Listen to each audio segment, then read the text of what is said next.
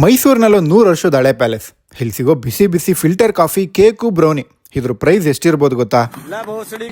ಮೈಸೂರಿನಲ್ಲಿರೋ Chittaranjan palace ಒಳಗಡೆ 25 ವರ್ಷದಿಂದ ನಡೆಸ್ತಿರೋ ಈ ಮಾಲ್ಗುಡಿ ಕೆಫೆ ಶಾಪ್. ಈ ಕಾಫಿ ಶಾಪ್ ಬಗ್ಗೆ ಎಲ್ಲಿಂದನೋ ಬಂದಿರೋ ಫಾರಿನರ್ಸ್ ಗೊತ್ತು, ಬಟ್ ಮೈಸೂರಿನಲ್ಲಿರೋರ್ಗೆ ಗೊತ್ತಿಲ್ಲ ಅಂತ ಈ ಕೆಫೆ ಅವ್ರು ಹೇಳ್ತಾರೆ. ಪ್ಯಾಲೇಸ್ ಒಳಗಡೆ ನೋಡಕ್ಕೆ ಸೂಪರ್ ಆಗಿತ್ತು. ಹಾಗೆ ಸ್ವಲ್ಪ ಪ್ಯಾಲೇಸ್ ಸುತ್ತಾಡಿ ಕೆಫೆ ಬಂದ್ವಿ. ಇಲ್ಲಿನ ಆಂಬಿಯನ್ಸು ಸೂಪರ್ ಆಗಿತ್ತು.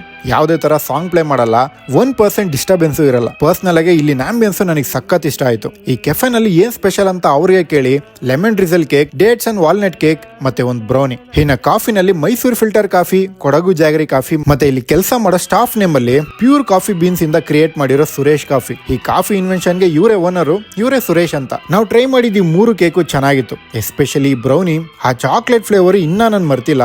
ನೆಕ್ಸ್ಟ್ ಟೈಮ್ ಇಲ್ಲೋದ್ರೆ ಇದನ್ನ ಮಿಸ್ ಮಾಡದೆ ಟ್ರೈ ಮಾಡ್ತೀನಿ. ಓಕೆ, ಇವ್ರು ಕೊಟ್ಟಿದ್ದ ಕಾಫಿನಲ್ಲಿ ಶುಗರ್ ಇರ್ಲಿಲ್ಲ. ನಾವೇ ಎಷ್ಟು ಬೇಕೋ ಅಷ್ಟು ಹಾಕೋಬೇಕು, ಅದೊಂದು ಒಳ್ಳೆ ವಿಷಯ.